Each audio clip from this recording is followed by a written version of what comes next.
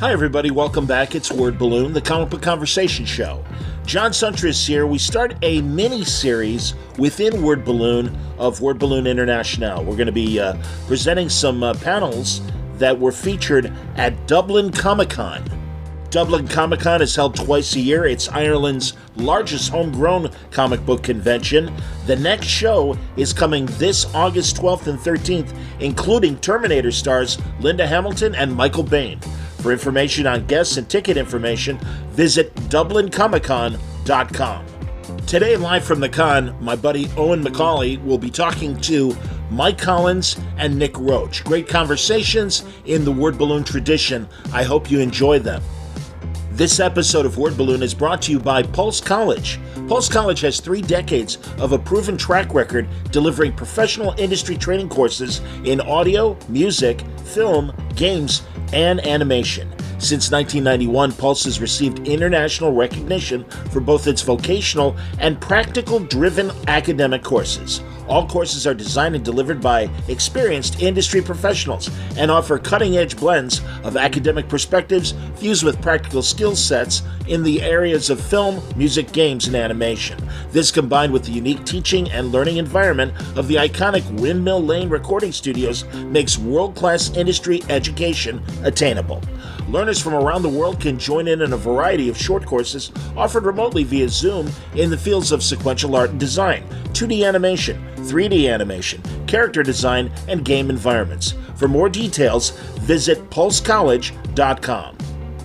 Word Balloon is also brought to you by my patrons, the League of Word Balloon listeners, via Patreon, patreon.com/wordballoon. If you could subscribe to Word Balloon, it would really be greatly appreciated. Took a bit of a financial hit this year and could really use your help. If you enjoy the content I provide every week here at Word Balloon on audio and video, you could really help me out by subscribing to Word Balloon for the price of a comic book. Can you spare $5 a month? Can you spare even $1 a month? If you can, if you think the content is worth your time, it would be great. Patreon.com/wordballoon. Thank you, League of Word Balloon listeners. Word Balloon is brought to you by AlexRossArt.com. Alex is doing a CGC Signature Series signing opportunity for fans. You can send in your stuff to Alex to sign at cgc.com for details. Hurry though, the offer ends May 5th. First up today is a conversation with Mike Collins. Mike is a wonderful artist from England, and he's done great work for DC, Marvel, 2000 AD, also Panini. Great stuff all around the world featuring Mike Collins comics. So here's Eoin and Mike on today's Word Balloon.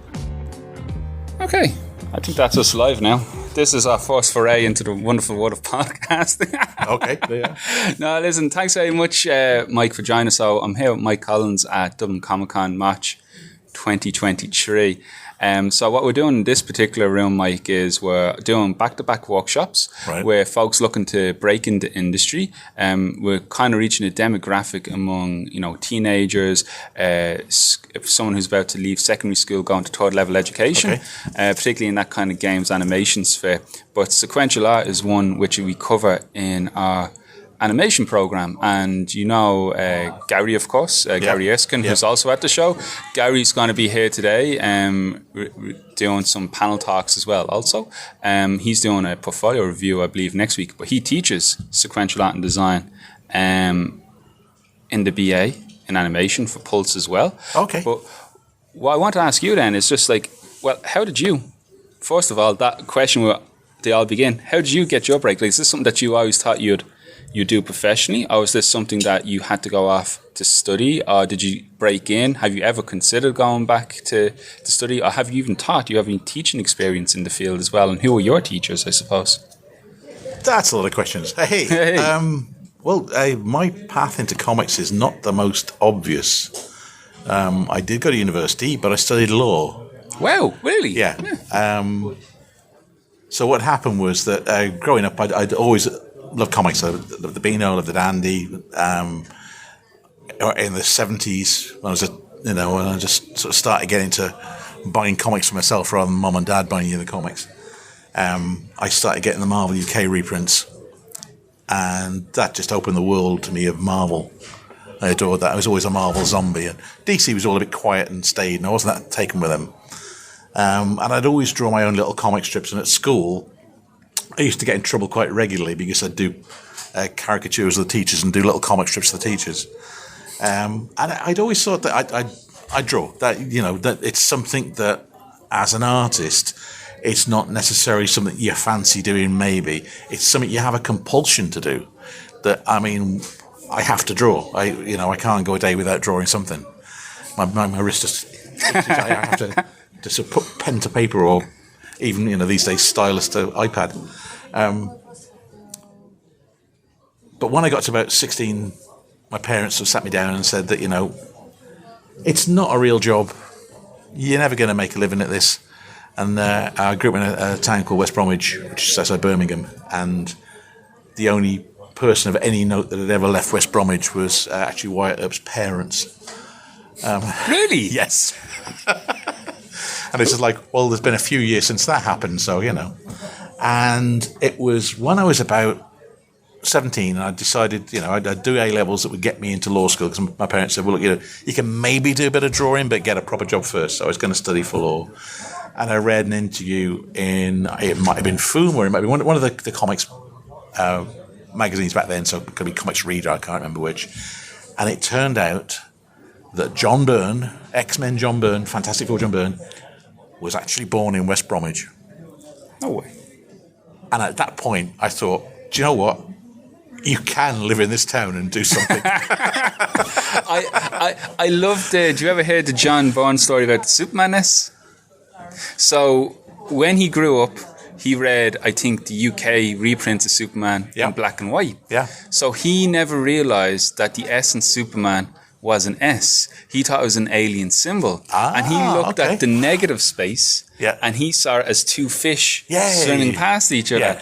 And then I think Grant Morrison, when he was doing the New 52 Superman, they kind of wrote it in when Superman first appeared, because we're conditioned to see an S. And it's amazing when I'm teaching students about brands and logos, we always point, like, we are kind of conditioned to see the logo. But if you to see for the first time, you know, some see like the snake, but if you focus without the colour, you could see two fish. Once you see it, it's kind of like, wow, look at that. That's incredible. But just as you said, I knew he was born in the UK, but I didn't know where. West Bromwich, because I got to meet him 1989, because it was just before, or 1988 it'd be, wouldn't it? Just before they started shooting the Batman movie. Cool, yeah. And because I was working with DC at the time, and we had like this coach trip to Pinewood to see the sets before the movie started. Oh, that's awesome. And so I'm chatting to John, and you know, I bring it up because you can't not bring it up. And I go, I'm from West Bromwich as well. And there I am with this man who, as a comic artist and writer, had sort of influenced me and inspired me with work. And all we did for like 2 hours was talk about the church clock in West Bromwich and, you know, the green where he remembered going to and all this sort of stuff. Nothing about comics at all. Just about West Bromwich. That's probably amazing. Imagine like such a journey, and who would have thought you could connect it, like something as esoteric as, you know, comic production, and then suddenly it's like, oh, but it's just the local lads, you know, talking about what's happening. That's amazing. I wonder if that ever made a cameo in any of John Byrne's comics. I'm trying to think now if he ever. Yes, it doesn't do it in a John Byrne comic. It's the very first issue of Hellboy. Really? The story in Hellboy #1 takes place in East Bromwich. There's one. Oh, we've got to get Mike Manola on now and complete the Trinity. And for yourself then, so like with John Byrne, he was one of would he be someone in the industry then you looked for, like in terms of like what can be achieved, like inspiration, or do you see? Oh, absolutely. And the fact that he was a writer and artist at the same time, because the thing for me growing up with doing comics on my own is that I always wrote and drew them. I didn't understand the idea of the division of labour. That I just thought that was, you did the whole thing, because you didn't know enough people around you that could do other stuff. So, in fact, there's been periods in my comics career where actually I've not drawn, I've just written. You know, so I've done, because certainly time with Marvel UK when I was doing a lot of the licensed books, your Thundercats and your He-Man and what have you. I hardly drew any of those. I just wrote them all. So that's crazy. Marvel UK always fascinated me because I know John Freeman, of course, down the tubes. And John's fantastic. I know he was involved with Marvel UK as well. But when I grew up, the type of comics I was reading were like the Panini and Titan reprints, and Right. they sometimes did original. But I know that wasn't quite what Marvel UK was. That was an actual like Marvel Comics set up a UK branch. Is that what I how was it was? I was very lucky in terms of timing. In that when and we'll get into how I broke into comics because it makes no sense when I explain it to you, but I'll tell you anyway. But once I'd broken into comics, it was just as all the toy tie-in stuff was happening, and back then, before they changed all the regulations, the toy companies actually put money into the comics. Okay. Because as far as they were concerned, these were adverts. Yeah. And we were quite happy because we figured we'd do this stuff, it'd go off, it'd be on the newsstands for a week, it'd be off the newsstands for a week, everybody forget about it. Yeah. And we just had fun with it. We just basically pushed the concept as far as we could, just had a ball with it. And it staggers me that actually next year's the 40th anniversary of Transformers. Wow. Yeah, and my very first professional job was actually the first Ladybird Transformers book. That's amazing. So next year's 40 years of me doing this for a living. Actually, this as a job. Oh It's my God. crazy. Blink, and you miss it. It's like, wow. Oh God, yeah. So yeah, but you wanted to know how we got into comics. Yeah, so the break-in. This is a question that everyone says, and I think C.V. Cebulski once put it very articulately. I think he described it as it's like breaking out of prison. Once one person finds a way, it's sealed off, and someone else finds another way in. Let's see somebody else do this. Right. I was working for. I did a law degree, which was a thin sandwich course. So I spent 6 months out working in industry, and 6 months working at university studying. So actually, I spent 6 months working for a solicitors back home in the Midlands. And while I was doing that, I started doing my own little comic strips because there I'm inspired by John Byrne. I thought, I'm just going to do stuff for fanzines. You know, if I don't get any further than this, I'll do stuff for fanzines. Maybe at some point in the future, I'll be, because I was going to be a barrister. That's, you know, the wig and everything, wig and the gown and everything. So it's like dressing up like a superhero anyway, isn't it? But I thought, well, I'll be the barrister that draws Spider-Man on the side, and that'll be just the sort of daft thing I'll have. Anyway, so I'm doing these fanzine strips, and I get to go to a London comic convention. I can't even remember where it was now. It was this little hotel somewhere. And it was back in the days when you could, because there was an all-night cinema, you didn't have to have a hotel room, you just slept in the cinema. It's just much cheaper, and occasionally when you woke up, you saw a movie. I think it was Mad Max and My Dinner with Andre, and I think they blended together in my head as I was drifting in and out. But one of the guests there was Alan Moore, who'd just sort of broken through on 2000 AD doing Skiz. Hi. And they'd hired him, again, because it was a tiny thing. Skiz is basically was meant to be a rip-off of E.T., and then Alan took it off in his own glorious direction. Anyway, so I'm chatting to Alan, because he's like, oh my God, you're a real comics writer. And he starts talking about this comic strip I've been doing for this fanzine back in Birmingham. And I'm like, what, you read it? And he says, yeah. He said, you've left it on a cliffhanger. What happens next? And I actually didn't know, because nobody had told me that when you write a cliffhanger, it's probably a really good idea to work out how to get out of the cliffhanger. You know, you watch it on a movie and TV and you go, oh my God, what happens next? Well, that writer's already worked that out. Didn't know that. I'd ripped myself into a corner. And so I said, with the arrogance and stupidity of a 22-year-old from West Bromwich, I don't know, do you fancy writing the last episode? And Alan goes, I thought, oh, I've really screwed this up. Anyway, a week or so later, in the post is this fine typed blocks of text where Alan had written the last episode of my fanzine strip for me. That's mad. That is, yeah. You're right. I don't know how anyone else tried to do that. So what happened after that? Because Alan decided that me and Mark Farmer, I work with Mark's amazing, who spent most of the last 3 decades inking Alan Davis and Dave Gibbons and all these people that really, I'm not good enough to carry their water. And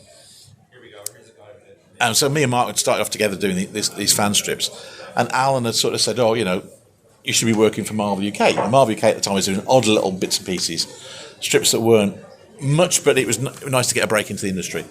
And Alan had been writing various bits and pieces for them, and he wrote this parody of Daredevil called Dour Devil, the Man Without a Sense of Humour. And it basically was this 4-page Mickey take of everything that Frank Murray had been doing on the Daredevil comic. And he took it into Bernie J, who was the editor at the time, handed the script to Bernie, and just said, Mike's drawing this. And That's a good impression. and Bernie went, oh, okay. So she sent me the script. And that was it. I'd broken that catch-22 because one of the problems with getting into comics is that nobody will hire you until somebody's hired you. So Alan sort of doing his sort of like, this is how things are going to be, got me in so I could then go to 2000 Days and say, I'm now a published comic book artist. I've done this and this. And so I had a bit of credibility then. And it sort of stumbled along for a little bit. And then literally within months of me sort of starting the comics, that the whole Transformers thing took off and the other toys took off. And because the comic company was reprinting American material and it was doing so well, they were running out of American material, so they had to have British material to fill the gaps. Okay. So they originally hired John Ridgway to draw Transformers, and John decided after, I think, 2 issues that this was pain and torture as far as you're concerned, because you have to draw these damn toys that turn into robots. And he didn't really want to do it. And they said to me, well, you've done those Ladybird books. That means you've got a box of toys. Do you want to draw the comic? So there you go. Somebody follow that path.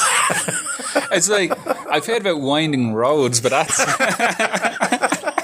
I just love the idea of just going up to Alan Moore going, well, would you want to write it? That's the story. I was an arrogant little prick. I mean, how I got away with it, I still do not know. And I cringe every time I remember that conversation. But if you hadn't, just think of the snowball effect, if that hadn't happened. It just goes to show, we tried to say to students, it's important sometimes to, always try to be courteous, but also you have to take bold steps sometimes. Oh, yeah, you have to. I mean, the reason I got to do... the reason where I am at the moment is because turn of the century, I'd sort of moved away from comics. I've been working for DC quite regularly, and that started to dry up, so I'd moved into doing animation storyboarding. Yeah. And I really wanted to do comics, because doing preschool shows is fun. Yeah. But you're stuck in this machine, and you've got to draw things in the style of the animation. And I wanted to do comics. And as it happened, we found out in like 2003, 2004, that the BBC was bringing Doctor Who back. But one of the things about bringing Doctor Who back was that the only bit of the budget they could afford to do Doctor Who in was out of the regional fund. Okay. And because Russell T Davies is Welsh, they basically tapped BBC Wales's money. And that's why Doctor Who is based in Cardiff. It is actually an accountancy solution to this production. That's amazing. So I then went to Doctor Who magazine, and I knew that Martin Gary had been drawing the strip, wanted an off-ramp. And I said, look, I live in Cardiff. David Roach, the Inkster strip, lives in Cardiff. They're filming it literally outside my studio window. Do you know what? I could draw the comic strip, couldn't I? And I sort of did this for a little bit, and they went, yeah, okay. So, I mean, have a bit of front and have a bit of, absolutely. But all they do is say no. Yeah, that's true. Various things they have done to me, so. The things I've had knocked back on me, just like, and that's another part of this as well, is that I'm telling you the things that have worked. So much stuff hasn't worked. Yeah. So much stuff that I've planned and plotted. I mean, at one point in the 90s, I pitched a Buffy the Vampire Slayer versus Predator miniseries to Dark Horse, which got knocked back. Okay. Because they didn't want to do crossovers with Buffy. Okay. And then... Is that still on the list, like, if you could circle back around? Basically, the plot I came up with ended up being very similar to the plot of Blade 2, so it's like, no, I'm never going to get to do this. Fair enough.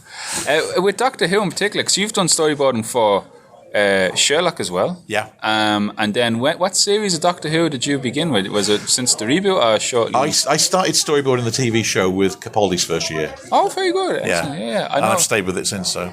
And Brian Hitch is, I think when it came back, the redesign of the TARDIS and all was with Brian Hitch as well. Yeah, Brian did a lot of initial concept stuff on the Cybermen and on the TARDIS interiors.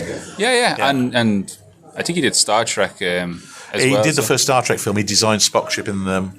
Yeah. Did you guys ever cross paths then because of the Doctor Who connection at any point? Me and Brian? Yeah. No, me and Brian crossed originally because he inked me on an Action Force story that I wrote and penciled. You've worked with everyone in this industry, I think, at this stage. Can I name 40 years. Oh, that's incredible. And in terms of just another point I was going to say, because you figure out, your background, your education, your break into industry as well, and just you mentioned about John Byrne as well being an influence. Yeah. Have you ever gone on into the mentorship role yourself? Have you ever gone on to teach anything? Absolutely. One of the things that it's always that pay it forward thing that's always been there for me, because people looked after me when I came into the business. It wasn't just Alan Moore, Alan Davis did as well. Alan Davis was really nurturing in terms of getting me to sort of draw more dynamically. Yeah. And he would go through and go, well, this doesn't work, but this does work, and you need more of that. When I eventually got work with 2000 AD, it was because me and Mark Farmer had been going up to visit King's Reach Chair every few months. Okay. Show them the work, and they go, oh, no, this still isn't right, but now this is right. So more of that, less of this. And I think over the course of 2 years with 2000E, which sort of was running parallel with the stuff I was doing from RVK, because I didn't officially start with 2000 until a while after that. They didn't think I was quite good enough.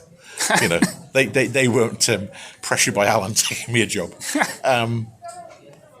That was a really good education. The fact they would take time out of their day to talk to me and literally go through my script, go through my artwork and say, well, this works, this doesn't work, and this is why it doesn't work, which is always the important thing. Yes. It's not saying to somebody, well, that's rubbish. Yep. It's just like, it's not rubbish, but it's wrong because of this, or it's inappropriate. Mm-hmm. Actually, that's a better word than wrong. It's inappropriate because you've done this and you're not telling this story.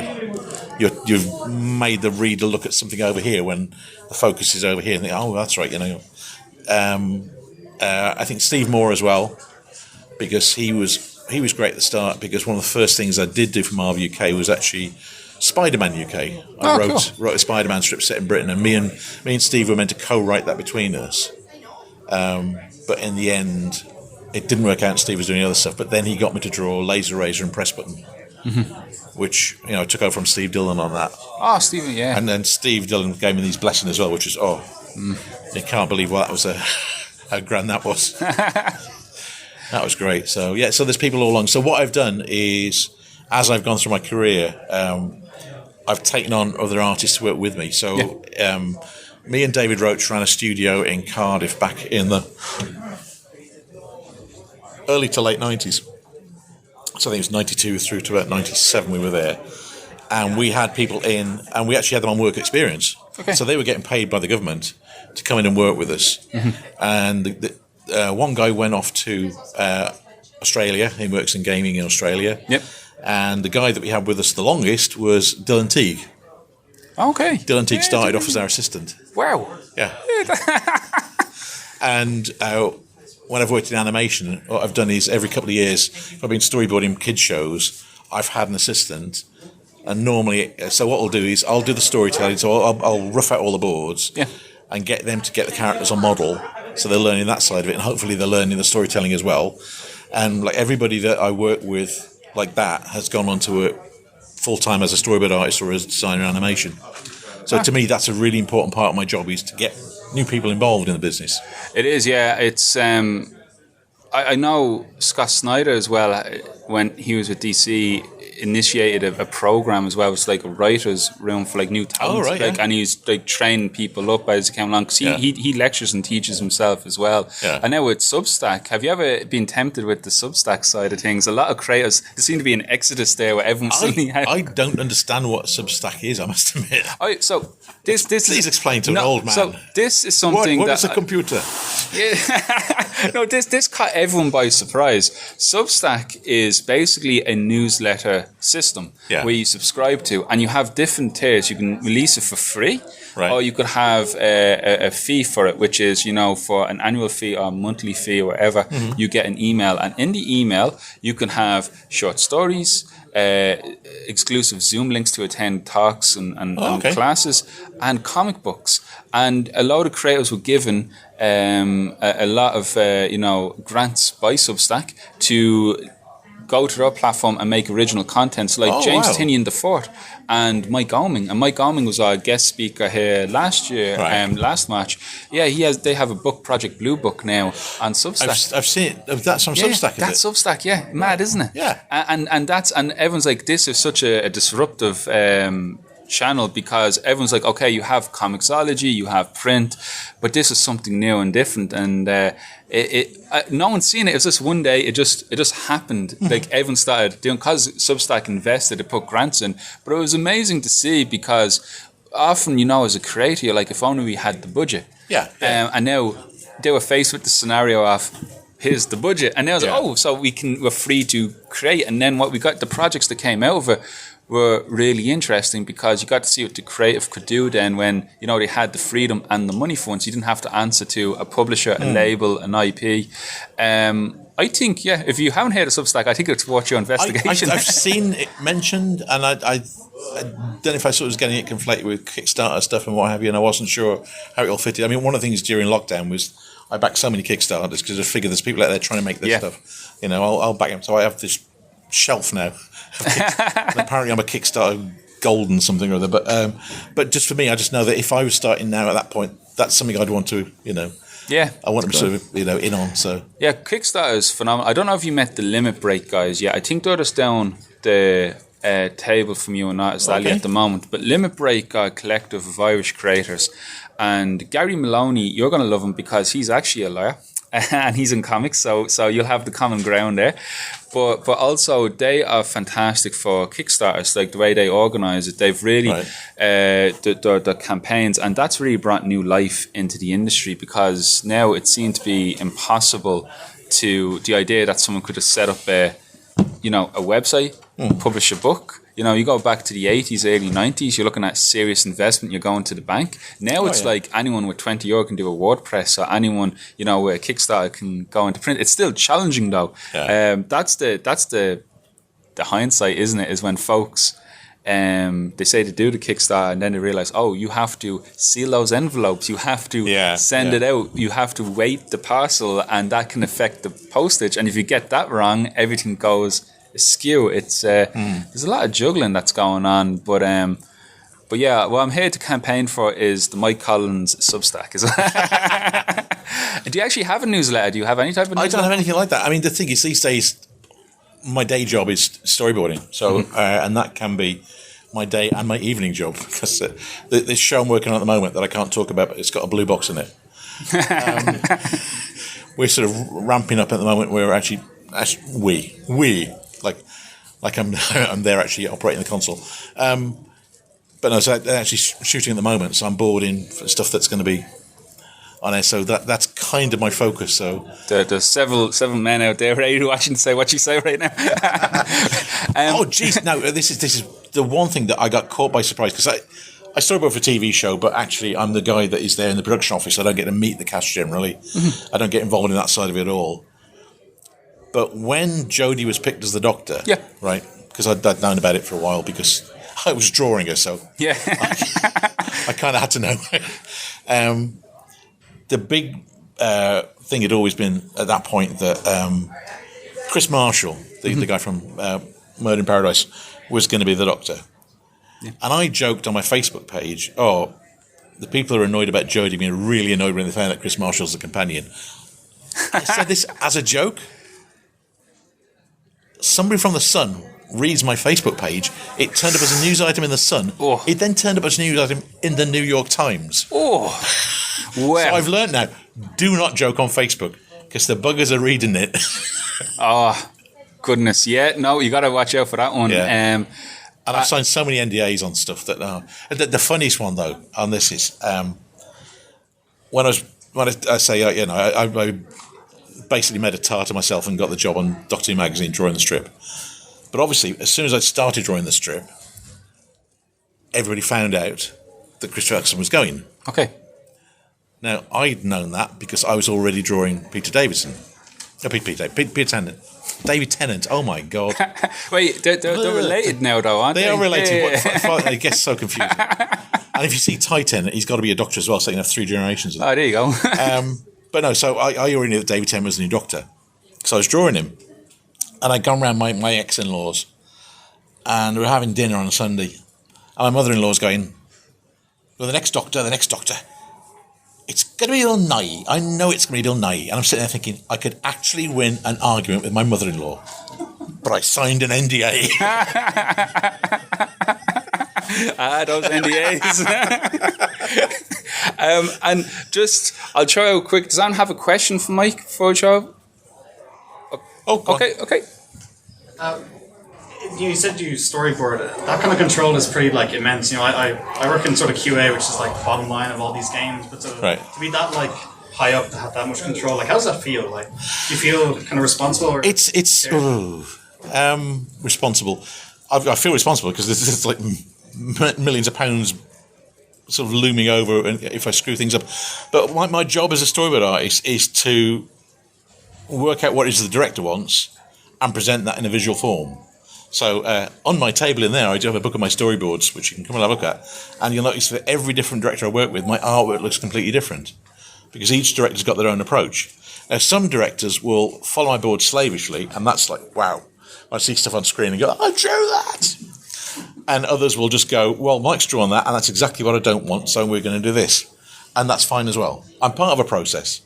The difference between doing storyboarding for TV and doing storyboarding for animation and for game stuff is that for animation and game stuff, as you say, that's it. Everything follows that. TV, it's part of a conversation. Now, when I was working on Nightfall, which was the Knights Templar show, it was on Amazon, we were out in Prague filming that. The crew in Prague was made up of people that speak like 5, 6, 7 different languages. So you could have the director come out and go, oh, I want this, and this, and then gets translated. Or you hold a bit of art and go, it's going to be that. So in that case, that was really good, and they did follow my boards quite closely on that one. It is a bit of a thrill. When I was trying to get into live action boarding, so I've done animation boarding for quite a while, the way that I got into that as a job was Screen Cymru, the Welsh film fund people, ran a competition on doing short movies. And so people would do a short movie and it'd be put up then for, be filmed and put up for show and then, go for awards and what have you. And I sort of worked out that I could afford to do those boards for basically dinner money. There was no money there to do the book, but it means I've got an IMDb credit off the back of this. And one of them actually won a WAFTA, a Welsh BAFTA. And we went to this big do where, everybody's in their dicky bows and nice dresses, and we're all sitting, we've filled this cinema up, and they're showing all these short films. Now, on one of the short films, I'd had a sort of knocking backwards and forwards with the director, because there was this sequence that I thought would work really well, and he was like, oh, I don't think that's going to work. And I go, but if we did this, and I sketched it all out, this would be a really good image on screen. And he went, oh, I'm not sure about that. And it sort of went on and on and on and went back and forth. And I thought, well, it's your film. I'm just here to, suggest things. Anyway, we're sitting there in this room. This scene comes on screen. And it is, frame for frame, what I boarded. And I just went, yes! And realised I was in a room full of 800 people, all dressed very nicely, thinking, what the bloody hell's wrong with him? But I didn't care, because that was my shot. Cheers. Thanks so much for the question. There you go. Go on. So you mentioned there that you were very proud when you saw your shot and stuff. Yeah. Does that make you want to get into directing as well yourself? Oh dear God, no. I've a few shows I've actually worked on set, sitting next to the director, because the director go, I've got this idea now, and draw this, and draw that. And there is nothing more tedious than working on a TV or movie set, where all day long they repeat the same 5 seconds of what's going to be on screen eventually. I will say this about Good Omens too, and obviously NDA, I can't say a lot about it. One day I was on set, and they did the same bit, literally from 8 o'clock in the morning through to 7 o'clock at night, right? Shooting from different angles, doing different takes on it, and every time I laughed. That's how good the script is.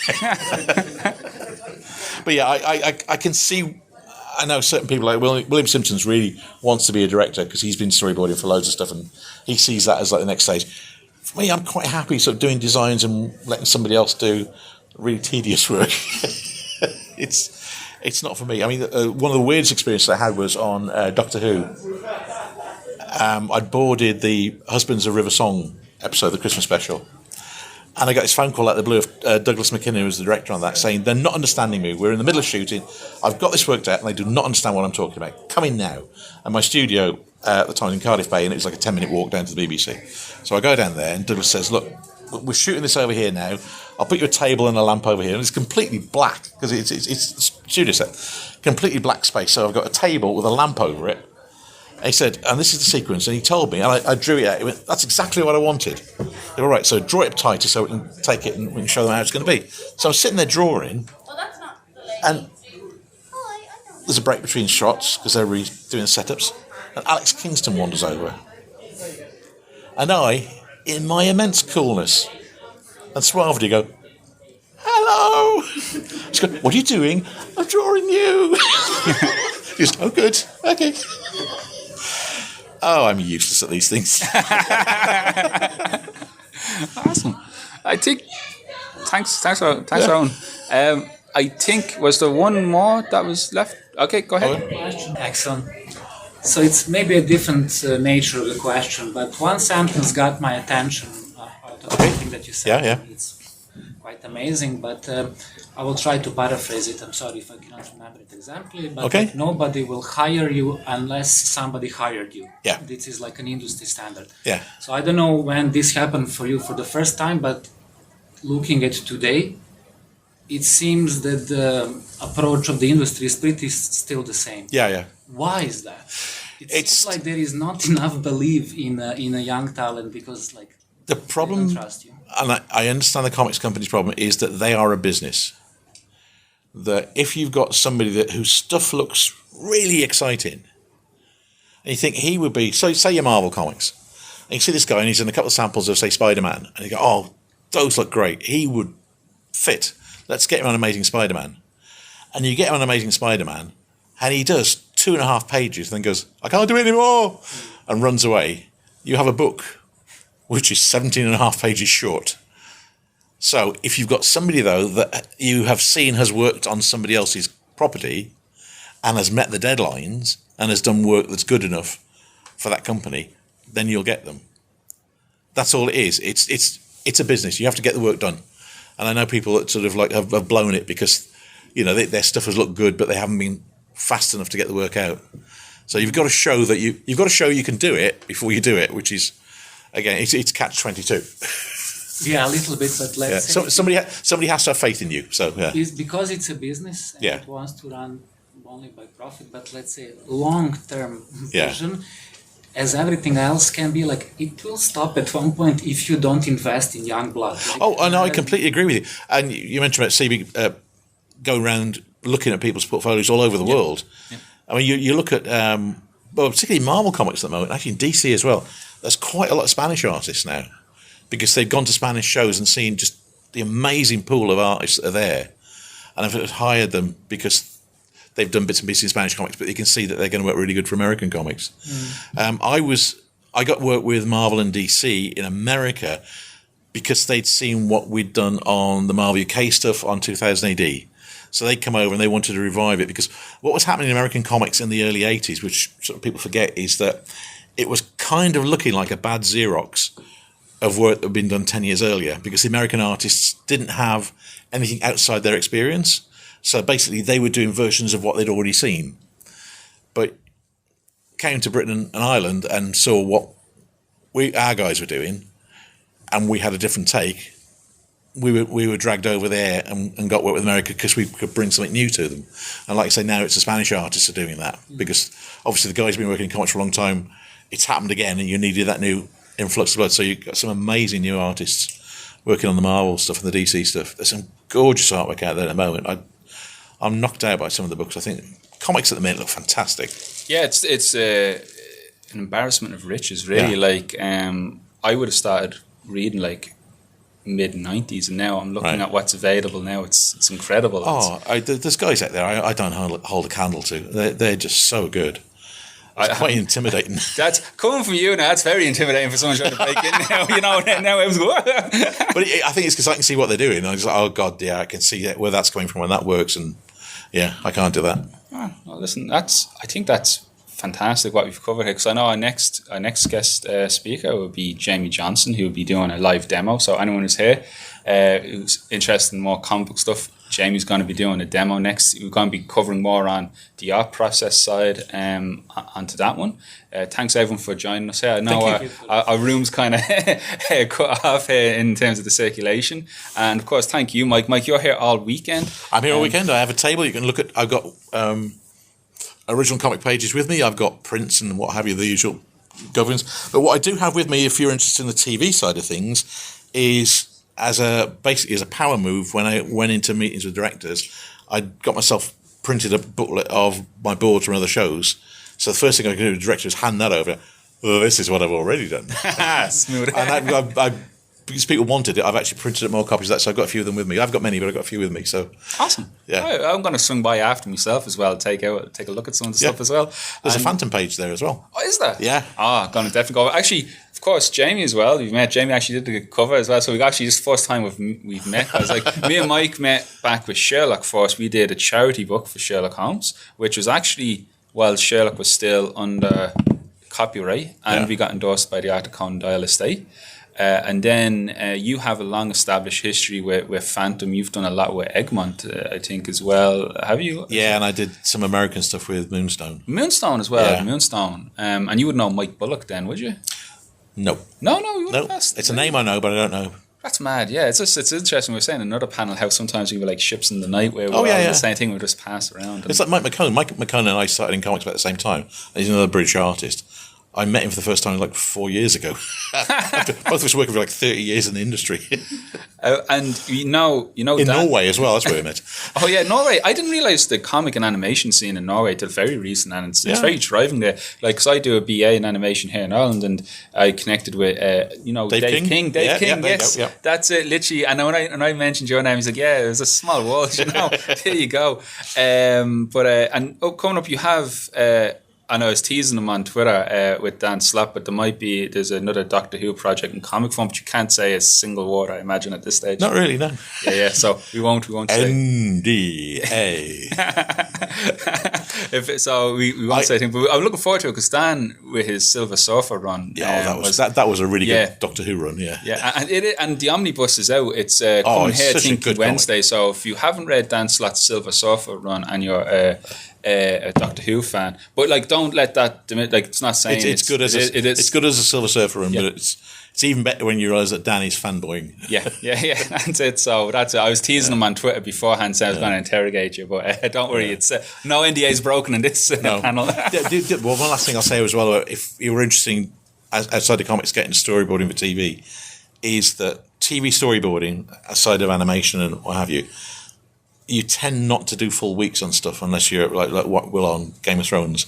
You'll do 2 or 3 days here, 2 or 3 days there, what have you. So things will scatter, and you'll end up working on 2 or 3 projects at once. Running up to the end of last year, I was working on 2 shows simultaneously. Oh well. One was the prequel series for Paramount of Sexy Beast. Okay. So I was drawing gritty London gangsters doing horrible gritty London gangster things. And the other one was the Christmas special of Gangster Granny. So I had to make sure that I wasn't doing the wrong kind of gangsters in each one. That could have made for a very dark Christmas special for CBeebies. Everyone tuned in after Christmas dinner.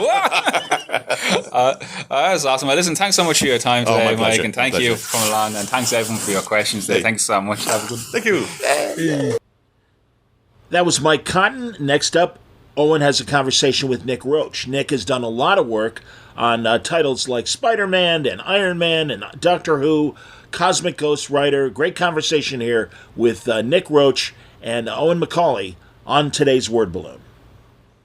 Okay, hi Nick. Thanks very much for coming along to Dublin Comic Con March Edition 23. So what we're doing here in the Pulse College room is that we're talking to various attendees from the world of games, animation, and of course comic books.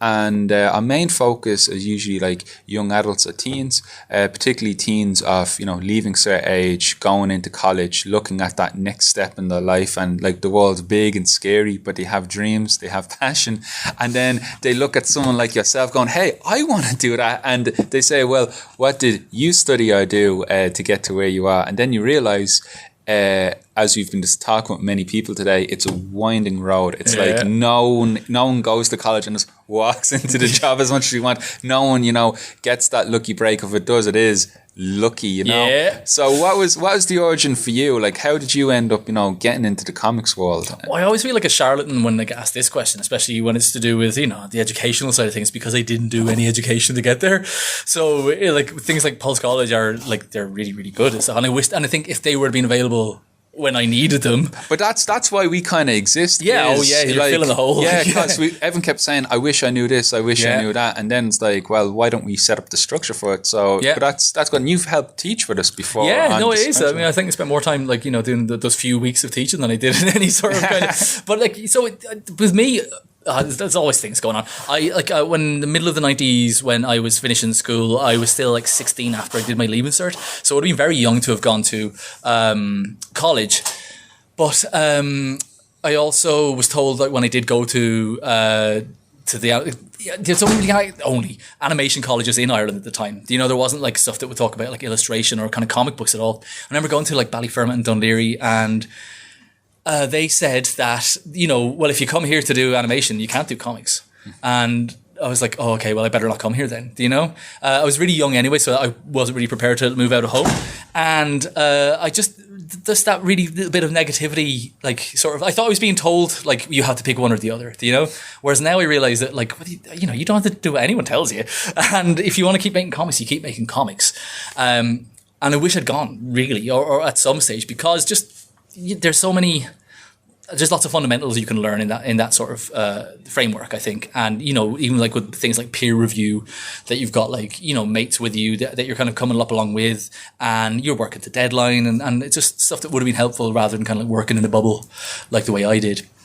Ultimately, around like 2005, after doing like different jobs in the arts here and there, I worked in a street theatre company for a few years.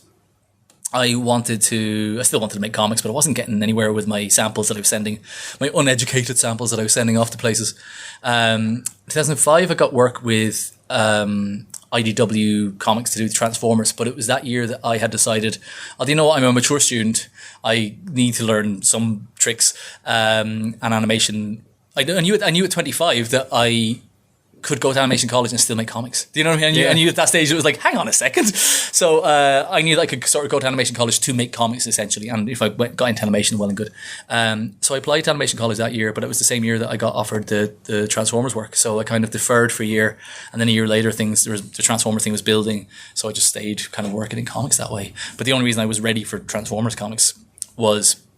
during the 90s and early 2000s, I was part of like a fanzine scene, like a kind of a snail mail kind of, paper fanzines, papers and staples. And so I was making sequential art. I was kind of, a lot of it had like giant robots in it, so it wasn't very useful to like companies like Marvel and DC.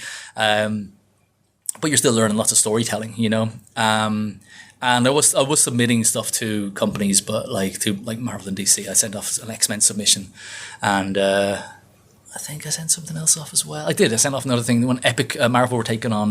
They were opening the Epic imprint again in like around mid 2000s, and I sent some off for that stuff. But I was told I wasn't ready both times. But and I wasn't.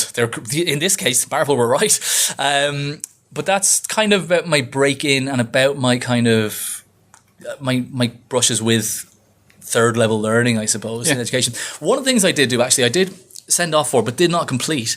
I sent off for the Joe Kubert School of Cartooning. Oh, very good. Comics and Cartooning. And so I got some of their mail order stuff. So I didn't ever really complete it in that sort of monthly thing where you send off, but I did use those books and rinse them. So, it still went in there. I just didn't, there was a couple of assignments where I did complete them, and I got like excellent feedback. And sort of knowing what I know now, apparently it could have been one of the Kubert brothers or Joe himself doing the draw-overs. Oh, very good. So they mail them back to you back in like mid-90s or whatever, with like sort of kind of grease-proof draw paper or whatever.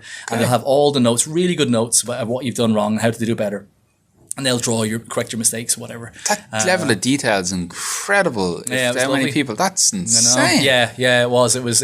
And so that was the sort of thing that, like, up until very recently, I'd sort of be in bed and then you go, I didn't finish my Joe Kubert school, because it was a great chance to have, and I still paid for it. You had to pay for the whole course. So that was a brush with it. Mid kind of 2000s as well, I kind of did like a foundation course for a portfolio kind of prep or whatever. So, and that was good, but it showed me what, you got to sort of do painting and sculpture and all that sort of stuff, ceramics and stuff, but it just made me realize that all I wanted to do was draw 2D things on paper, and comics were the thing, so. But it's really interesting with education because, like, you mentioned there, you dabbled in other courses, and even it's not even so much about the completion, but it's also about giving yourself the options, because in animation, where like primarily I'm like program director for animation, but we have a comic book module within it. We call it sequential art design and production. And Gary Erskine, who's with us today, is the lecturer lead on it. And what's interesting with a BA is, okay, if you have any type of college qualification, we teach you one aspect of just animation, you might get a job, right? Because you could be the best in it.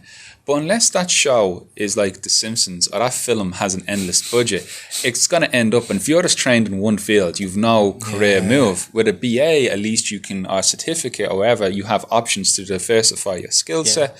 And it's just really endearing to hear you talk about animation and then comics as well, side by side, about branching out, because we had Mike Collins talk about his connections and his storyboarding as well. He just became the king of the storyboard, the go-to guy for storyboards. It's incredible, and it's all visual storytelling. What's interesting is, if you really break it down, it's almost like a graphic sequential language, isn't it? Because it has its own rules and structure. I have had that said to me, from TV people, not even animation people, but sort of said, look, what you're doing is something we could use. Do you know what I mean? Yeah. And I haven't gone that route yet, but it feels that like you're the kind of the language, the core of the language is the same, really.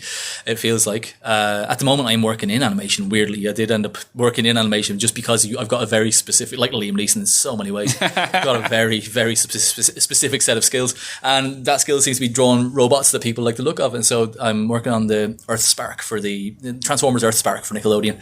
I'm their main Transformer character designer. That'd be on Paramount. It's on Paramount Plus, and it's on the actual Nickelodeon on the cable channel as well. So you can kind of see it without the Paramount Plus subscription, but do subscribe. I get €4 for every subscription. No, and it's interesting because it's sort of like I know how to design a Transformer for the comic page, so it's been very interesting sort of having to think three-dimensionally, and that these things have to be built and they have to be rotated, and they have to look good in many different poses, and so it's been, and I that's when the imposter syndrome comes in, because you feel like imposter for being there a little bit, but also the fact that it feels like I'm getting free tutorial from these art directors who are sort of like, we really like what you're doing, and here's how you do what we want you to do. Like, it's kind of, it's been amazing, because the team on Earthspark are the same guys who the art directors from the Rise of the Teenage Mutant Ninja Turtles series. Very good, yeah. So that was like, just so stylized and so kinetic, and they just know what works, and that's been my education, but it's taken me, a lot of time to get to that position. But I don't know, talking about converting, I don't know how to convert working as a Transformer designer on Earthspark to when Earthspark wraps, like, I don't know, are they bringing back GoBots? Do you know? But I suppose but even the skill set that you would have, like, it's interesting. The other day, I was putting forward for funding for new courses, okay? But I'm animation, so it has to be animated, leaning towards animation. There's a housing crisis going on at the moment. To try and resolve that, they're 3D printing houses at the moment. 3D printers require actual animation like design in Maya. So what I proposed was a certificate in animation for architecture and design. And then it's like, instead of looking at a blueprint, we teach them how to walk through the environment. But I'm like, it's the same skill. Yeah. And I'm like, if someone studies this course, it's going to have 3 outcomes. 1, you can create an architecture. 2, it feeds into government mandates. And 3, you still have the skills that if you want to go on and work for Pixar, you still have it. But that's it. So like what you were saying there, like we'll go back to like you've basically industrial design, which is, I hope so. Yeah, I was being mildly flippant, but like it's kind of it's just that little bit of sort of like, but you don't know until the opportunity presents itself, isn't it?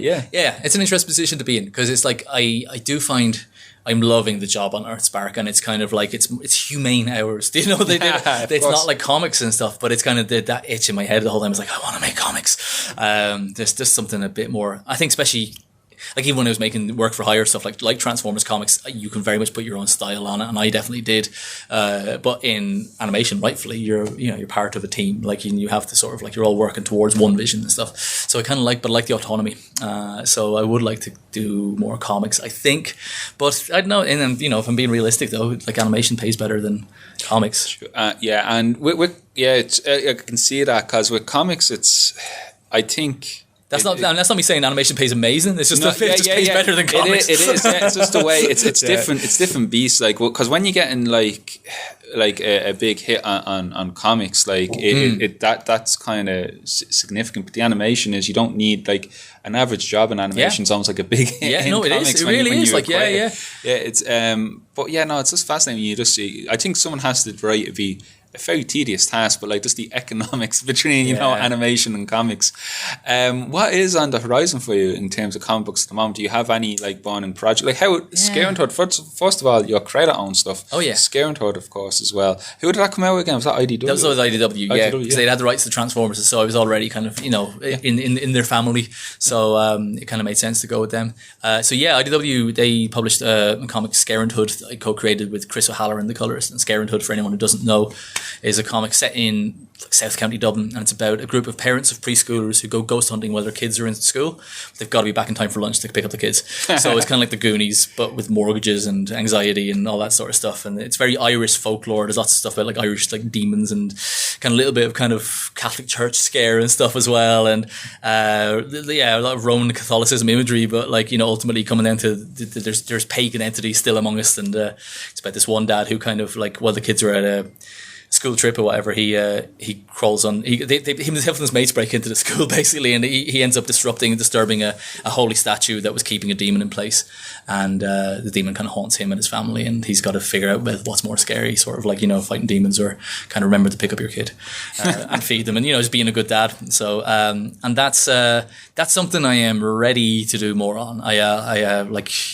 You heard it here first. I'm 2 scripts into like the second volume, and I think it feels like it's going to happen. But there's a few things slowing it down, and then it's not just my schedule and stuff like that. Just IDW need to iron out a few things for us to go ahead. So, in terms of adaptations or other media, that's I got you. I don't know what you're talking about. What's that? I've been told that it's very adaptable. I've been told that it's because it's sort of set in a real world sort of thing, and it's comedy based, like possibly like a comedy department somewhere would be interested in it. Okay. And it's not too special effect heavy, and it's kind of slice of lifey, so it could adapt to like a sitcom kind of, is what I've been told, to like this kind of a sitcom format. But that's all I know at the moment. Awesome. Well, I want to give you a chance to get back as well to the Oz Alley. How's the Oz Alley been for you? I feel like I have to tell you good things about it, but I tell you good things about it anyway because this weekend has been amazing. Like I'm only like here first half of the first day, but it's just been great. It's slick. Everyone's being looked after. Everyone's buzzing. Like the audience, the people, the punters, they're all they're just having the crack. You just they come up and they're looking at your table and they're looking for stuff full of art and they're just beaming. And they're the same with everywhere and stuff like that. My kids were here and you probably heard them on earlier recordings screaming like in the background. So it's on the Miracle Man one for sure. But it's their first time being old enough to kind of like dig it, and they're just digging it. That's great. So we're being so well looked after, and everyone seems to be doing well. So, No, I have to say, and I'm not saying this as well because with the show, but it's like it puts the comic and Comic Con like as Ali's happy. There's portfolio reviews. There's actual comic talks going on. I have to say fair play to the organisers. We were here sitting last night setting up. And I got to sort of like, but I was one of the last people to set up, so I got to have like a look around at the Artist Alley myself, whatever. Just the level of talent. Yeah. It just like oh my God, there's just like all the indie kind of artists. Like I guess the kind of the people who aren't working on the licensed stuff in the guest section. They're all that Artist Alley is just blow you away. Just like world standard stuff. Yeah. And just really inspiring. Like, and I know it sounds like the sort of stuff you would say when you're being recorded, but it's also true. I said it to my kids last night, and I said it to my wife when I got back to the room, and I was just like, I am dwarfed by the skill, by the imagination and the output, so, and I've talked about this to a few people here and stuff. I just, I never thought I'd be that guy and stuff, but I just love that it's Irish as well. As a homegrown show, it's so proud because it was just fans like us, coming together. But it also feels this show has given a place for those people to grow. I'm not sure, without Dublin Comic Con to have like twice a year for people to go, oh, that's my deadline. Yeah. To sort of finish the prints that I always wanted to make, or the craft, exactly. They probably wouldn't be as good as they are because they've got an outlet, where else are you kind of going to go? And these, I know from talking to them, from my friends out there, that like these two shows are a big chunk of like their annual kind of like revenue, so it's an important weekend for those artists. So absolutely, it's good, isn't it? Well, listen, thanks so much, Nick, for coming along for this, and I'll catch up with you again over the weekend, I'm sure. I hope you enjoy. Anything else to say? Anything last minute plug? No, last minute plug. No, there's nothing new comic-y coming down the line, unfortunately. Not in print anyway. No, nothing. It's just watch Transformers Earthspark. It's very good. It's got Alan Tudyk as Optimus Prime. It's got the Hound from Game of Thrones is Megatron. Keith David is Grimlock. Danny Pudi, Abed from Community is Bumblebee. I'm the robot character designer. So all of these famous people have their voices coming out of like faces that I've designed. So it's very, very strange. But it's very family oriented. It's for the people who kind of grew up with Transformers, and it's about young Transformers kind of like learning their way and having to pick a side in the kind of the conflict and stuff, and kind of about old loyalties kind of resurfacing, and it's just really watchable. It's got like a kind of a touch of sort of Spider-Verse, but a little bit of Amblin to it as well. It has that kind of like mid-80s Spielberg sort of feel to it, and I would genuinely be watching it if I wasn't working on it. So, and I don't say that about all the Transformers shows. So I think it's something for everyone. That's on Nickelodeon or Paramount Plus. Awesome. Oh, well, thanks again, Nick. That's great. Thank you so much. I'll see you soon. Bye. So that'll do it for today's edition of Word Balloon. We'll have more from Dublin Comic Con from last month with Eoin McAuley on the next episode. I hope you'll join us. Until then, thanks a lot for listening. Word Balloon is a copyright feature of Shaky Productions. Copyright 2023. Stay safe, stay happy, stay healthy.